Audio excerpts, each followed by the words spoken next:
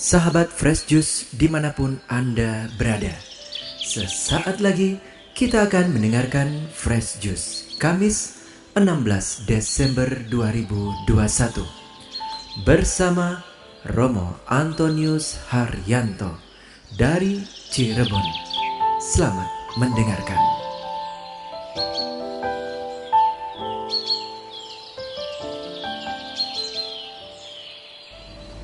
Bapak Ibu, saudara-saudari, dan teman-teman muda yang terkasih, apa kabarnya? Semoga Anda baik adanya dan selalu sukacita karena Tuhan selalu menyertai kita.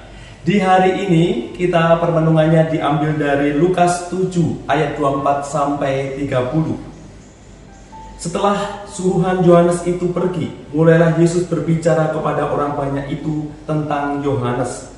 Untuk apakah kamu pergi ke padang gurun, melihat buluh yang digoyangkan angin kian kemari? Atau untuk apakah kamu pergi melihat orang yang berpakaian halus, orang yang berpakaian indah dan yang hidup mewah, tempatnya di istana raja? Jadi untuk apakah kamu pergi melihat nabi?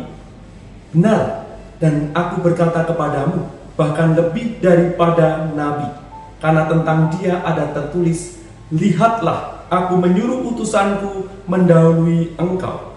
Ia akan mempersiapkan jalanmu di hadapanmu.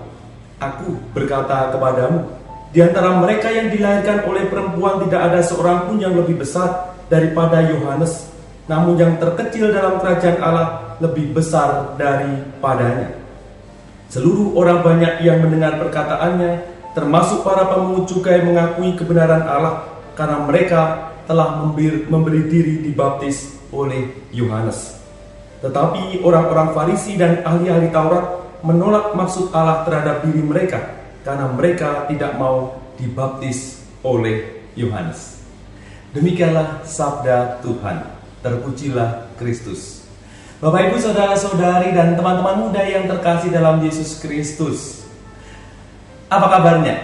Anda semuanya tentu baik adanya, selalu sukacita dan penuh cinta. Masih kumat atau sudah tobat? Atau malahan tomat, selalu tobat maunya tetapi juga selalu kumat. Nah, hidup kita apakah seperti itu? Hidup serasa mudah untuk mengatakan di bibir, mengatakan ya tetapi tidak melakukannya. Seperti di zaman sekarang ini, orang habis waktu di gadget sehingga mudah untuk mengatakan ya ketika orang tua memerintah anaknya, padahal anaknya sibuk di gadget, terus kemudian diperintahkan apapun mengatakan ya, tetapi tidak melakukannya. Hidup serasa kemudian beralih dunia, asik di gadget, asik ngegame, asik melihat video, asik main medsos dan sebagainya, sampai banyak hal yang lain dilupakan dan seringkali mengatakan ya, sehingga muncullah drama-drama antara anak dan orang tua, antara suami dan istri, karena kecanduan, karena asik di gadget, sehingga ada banyak hal yang lain yang harusnya diperhatikan menjadi tidak didengarkan atau dilupakan. Misalnya, kita berani membela-belain waktu untuk menggunakan gadget kita, melihat video, nonton YouTube, ataupun main game sampai subuh. Tetapi kita tidak berani memberikan atau menyediakan waktu dan mengatakan sibuk dan tidak bisa 10 menit untuk berdoa pada Tuhan. Kita kadang-kala mudah mengatakan ya, tetapi tidak melakukannya. Perayaan kedatangan Mesias sudah semakin dekat, seruan pertobatan semakin gencar diserukan. Dengan pertobatan kita mau menyiapkan hati menjadi palungan bagi bayi Yesus supaya Yesus hadir. Dan kemudian kita semakin berarti hidup kita. Kita mengatakan ya untuk berubah dalam pertobatan, tapi nyatanya kita tidak mau berubah perilaku dan tabiat kita. Menyediakan siap untuk kehadiran Yesus, kita berani mengatakan ya, dan akhirnya kita bertobat dan mengubah hidup kita. Tapi apakah kita berani melakukan itu?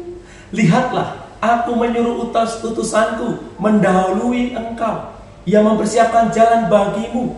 Aku berkata kepadamu, di antara mereka yang dilahirkan oleh wanita tidak ada seorang pun yang lebih besar daripada Yohanes, namun yang terkecil dalam kerajaan Allah lebih besar daripadanya. Yesus sudah mengingatkan bahwa ada nabi yang telah menyerukan pertobatan, ada nabi yang meminta untuk Anda bertobat. Tetapi apakah Anda mendengarkan itu? Anda berani mengatakan ya dan sekaligus bersikap sebagai orang yang bertobat, sehingga kita siap untuk menyambut kehadiran Sang Mesias, sehingga kita siap untuk menjadi palungan kehadiran Mesias di dalam kehidupan kita. Maka mari kita lihat hidup kita sehari-hari, hidup diri kita. Kalau Yohanes selalu menyerukan pertobatan dalam hidup kita, kita lihat apakah betul hidup kita itu mengalami pertobatan. Kalau Anda mengalami situasi berat dalam hidup, beranikah Anda kemudian berbagi, bercerita pada yang lain? Kalau Anda melihat ada situasi yang tidak mudah di antara sekitar Anda, apakah Anda berani ambil bagian untuk meringankannya?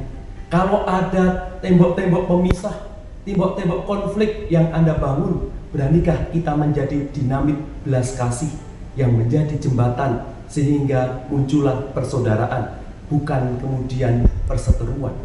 Kalau ada sikap hidup kita yang membuat banyak hal menjadi tidak baik, entah karena emosi, entah karena kita suka marah-marah, entah karena kita mau menang sendiri, kita diajak untuk bertobat dalam hidup kita, sehingga banyak orang boleh bersuka hati, boleh terberkati dengan kehadiran kita. Fransiskus Asisi selalu mengingatkan kita, jadilah engkau pembawa damai ketika terjadi perseteruan. Jadikanlah aku pembawa sukacita ketika terjadi kesedihan.